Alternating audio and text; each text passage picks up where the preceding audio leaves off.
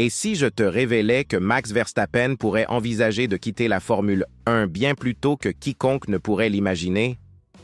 Les événements du dernier week-end à Nürburgring ne représentaient pas simplement une aventure de plus pour le quadruple champion du monde. Ils constituaient un indice évident de la direction que pourrait prendre l'avenir du pilote néerlandais, et les conséquences de cette situation ont le potentiel de révolutionner totalement l'univers de la Formule 1. Alors que toute l'attention était concentrée sur les préparatifs du Grand Prix d'Azerbaïdjan, Verstappen se consacrait à quelque chose de complètement différent. Il a conduit une Porsche Cayman 718 GT4 CS pendant la compétition de 4 heures de l'ADAC ACAS Cup, sur l'emblématique circuit de Nürburgring. Cependant, il ne s'agissait pas simplement de divertissement. L'objectif était très précis: obtenir la licence GT3 pour le célèbre Enfer Vert, et il a réussi. Mais que symbolise réellement cette réussite pour l'avenir de la principale catégorie du sport automobile? Ce que la plupart des gens ignorent, c'est que ce n'était pas la première fois que Max explorait des territoires au-delà de la Formule 1. Récemment, il a surpris ses admirateurs en effectuant un test à Nürburgring sous le pseudonyme de Franz Hermann. Exactement, vous avez bien entendu. Le quadruple champion du monde a piloté de façon camouflée pour essayer une voiture de compétition différente. Ce n'est pas le comportement de quelqu'un qui maintient 100% de son attention exclusivement sur la Formule 1. En réalité, cela ressemble à l'attitude de quelqu'un qui explore des possibilités alternatives. Mais la question va plus loin que ce que vous pourriez supposer. Verstappen possède déjà une équipe de GT, investissant ses propres ressources dans d'autres modalités du sport automobile. Quand on l'interroge sur ses projets futurs dans la catégorie, il répond sans détour: il n'a pas l'intention de concourir jusqu'à 40 ans, comme le font Lewis Hamilton et Fernando Alonso. Son dévouement à la Formule 1 a une date d'expiration, et cette date pourrait être plus proche que nous ne le pensons. La question fondamentale est: que se passe-t-il lorsque le pilote le plus dominant de l'époque contemporaine perd son enthousiasme pour la catégorie? L'accord actuel du Néerlandais avec Red Bull s'étend jusqu'à 2028. L'année précédente, après avoir complété son 200e départ en Formule 1, il a lui-même déclaré qu'il se trouvait dans la seconde moitié de sa trajectoire.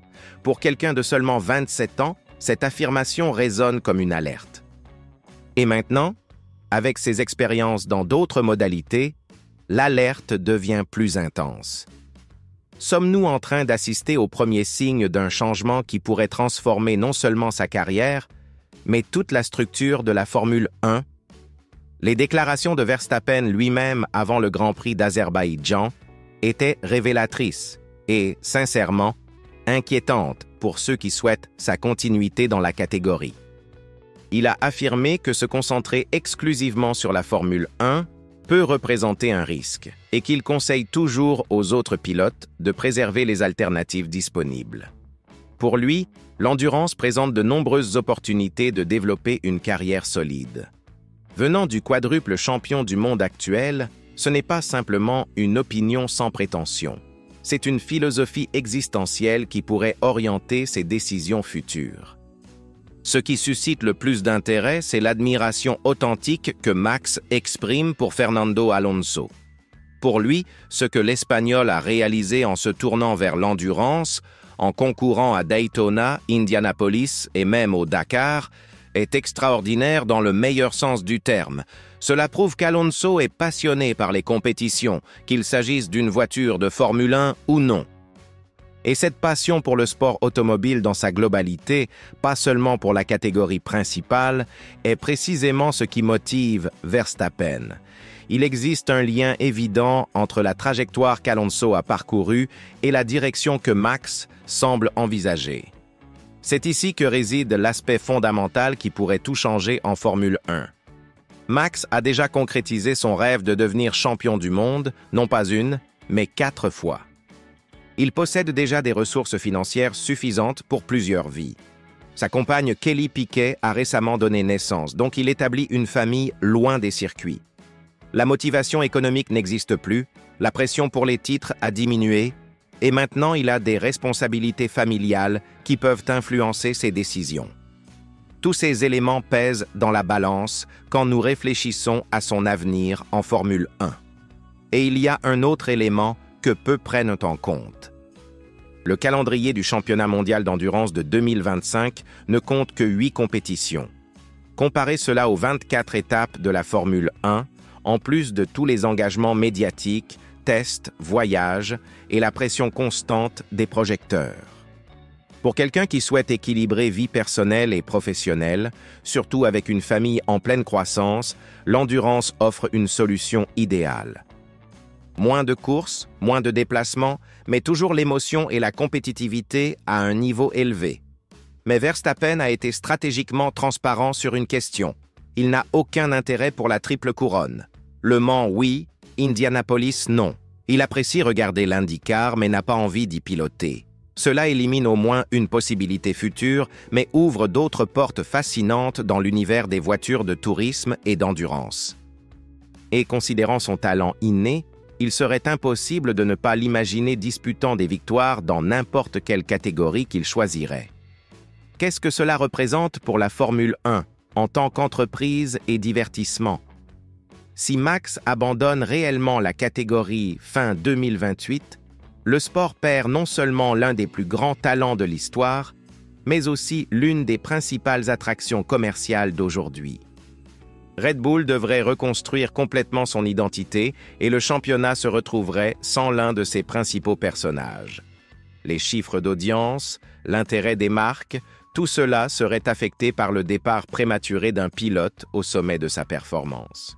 D'un autre côté, voir Verstappen concourir au Mans, peut-être aux 24 heures du Nürburgring, ou même dans d'autres catégories, serait un spectacle à part.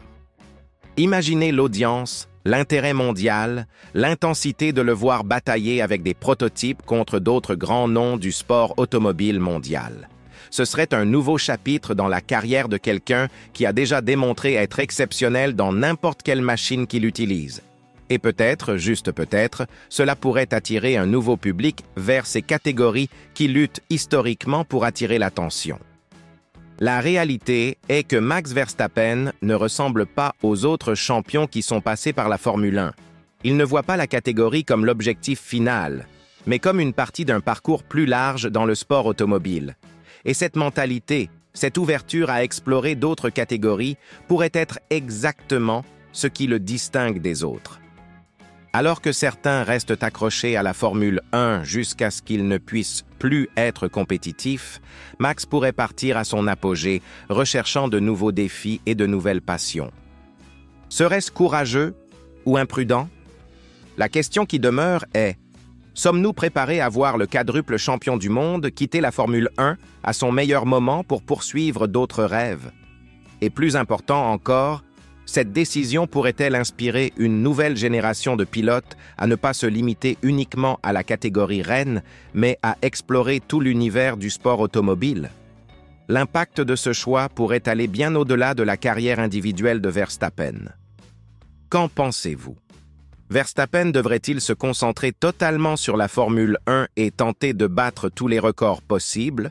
Ou a-t-il raison de garder ses options ouvertes et de suivre sa passion?